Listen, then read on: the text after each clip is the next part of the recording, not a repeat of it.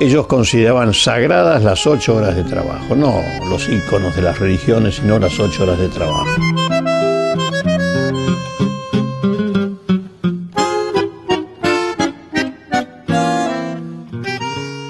El 1 de mayo es la fecha fundamental del movimiento obrero. Une a las clases trabajadoras de todo el mundo, a pesar de las diferencias de idioma, de las diferencias de industrialización, de las diferencias políticas, etcétera, etcétera, pero une a todos los trabajadores del mundo. Esa iniciación de la huelga por las sagradas 8 horas de trabajo. Y esos, los mártires de Chicago, esos valientes trabajadores que salieron al frente pidiendo y exigiendo las 8 horas de trabajo, con un documento precioso que ellos van a leer antes de ser ahorcados, y donde decían: no queremos 8 horas de trabajo para trabajar menos, queremos 8 horas de trabajo para tener también tiempo para la cultura, para leer, para jugar con nuestros niños, para estar con nuestras mujeres. Qué hermoso este documento. Y entonces se va a iniciar ahí la huelga que va a traspasar todas las fronteras del mundo. De ahí el significado de este 1 de mayo. Y esos 5 mártires de Chicago van a morir condenados a la horca por la justicia norteamericana, no ya por una dictadura o algún militar, no, por la justicia norteamericana, la justicia del sistema. 100 años después, justamente 100 años después, la justicia norteamericana pidió perdón diciendo que habían sido mal juzgados, un poquito tarde.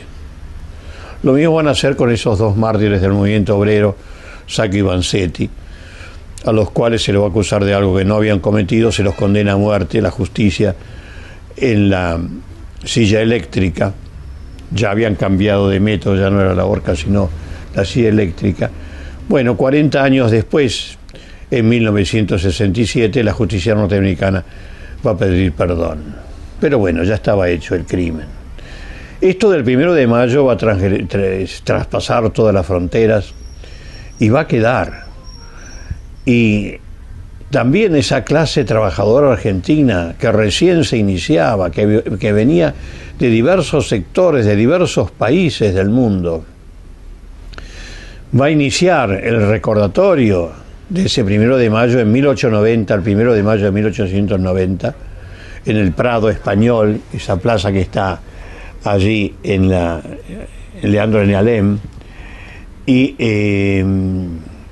ahí cada orador va a hablar en su idioma.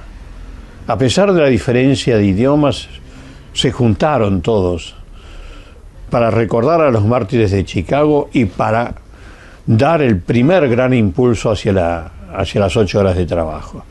El diario La Nación, como siempre, burlón, conservador, va a describir el acto diciendo: no sabemos para qué hicieron el acto si cada uno habló su idioma y no se entendieron. En vez de hablar del ejemplo que era la solidaridad internacional, a pesar de que hablaban idiomas diferentes, lo hicieron y marcaron un mismo camino. Pero van a empezar también las represiones a los actos del 1 de mayo, que siempre concitó a miles de trabajadores. Lo podemos leer en los diarios de la prensa y La Nación. Por ejemplo, en el 1 de mayo de 1904, en tiempo de Roca, fueron 70.000 obreros, 70.000 obreros. Vamos a juntarlos ahora, 70.000 obreros. Para una ciudad de Buenos Aires que ni siquiera tenía medio millón de habitantes. Y se va a hacer en La Boca. Y ahí va a caer el primer mártir del movimiento obrero de un 1 de mayo, el marinero Juan Ocampo, de 18 años. Los obreros ahí fueron atacados por la policía. Los obreros toman sobre sus hombros el cadáver de Juan Ocampo, lo van a llevar al diario La Protesta, que era el diario anarquista, el diario de los trabajadores, y ahí lo van a velar. A la noche, Roca ordena asaltar el local de la protesta, va a entrar la policía, va a romper todo, destrozar toda la imprenta que había, y se va a llevar el cadáver de Juan Ocampo, que es el primer desaparecido de la historia argentina. Y va a seguir el movimiento de la lucha por las 8 horas de trabajo. El más notable, para saltar un poco los hechos, va a ser cuando se inicie la denominada Semana Trágica, ya en tiempos de un gobierno elegido por el pueblo, de Hipólito Yrigoyen, de los radicales. Y van a ser los metalúrgicos. Todavía los metalúrgicos en 1919 tenían un horario de 10 horas de trabajo. Bueno, y pidieron las 8 horas de trabajo. Les fue negada, y entonces se inició un paro general de los metalúrgicos. Principalmente se va a enfocar allí en los establecimientos Bacena, en Nueva Pompeya, y van a ser reprimidos por la policía y van a caer 4 obreros metalúrgicos, y entonces al día siguiente va a ser el paro general en toda la ciudad. Y entonces vino la represión ordenada por Yrigoyen. Se da la orden a la policía que paren las demostraciones obreras. Y también lo peor de Yrigoyen es darle a la policía la orden de que deje colaborar a la Liga Patriótica Argentina, que era una organización de extrema derecha formada por los niños bien del Barrio Norte, que salieron a parar esa huelga porque, como decían ellos, si no iba a venir la revolución de los bolcheviques a la República Argentina.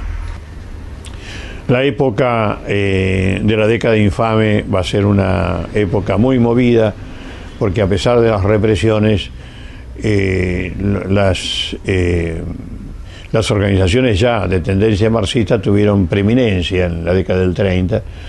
Está la famosa huelga de los obreros de la construcción, una famosa huelga de los años 30, y también el eco de los 1 de mayo, que siempre fue realmente muy concurrido. Hasta que ese día, que siempre era el Día de los Trabajadores, pasó a llamarse la Fiesta del Trabajo, ¿no?, que fue con el peronismo. El fin del movimiento auténticamente obrero, porque ya los 1 de mayo pasaron a ser organizados desde arriba, y se acabó con aquella tradición. Tan es así que, bueno, finalmente dejaron de hacerse el 1 de mayo, se solucionaba todo, es decir, con una alusión por radio y por televisión, y dejaron de ser, y fue un día libre, y la gente ya empezó no iba más, no sentía como una especie de obligación por los mártires de Chicago, del recuerdo y de la lucha que había costado tantas víctimas del 1 de mayo, sino lo tomó como un día festivo más, y entonces, bueno, pasaron a hacerse los picnics y ir al campo, ir a los clubes, y hasta el discurso del secretario general de la CGT se hace el 30 a la noche. También evidentemente ese secretario quiere irse de picnic el 1 de mayo.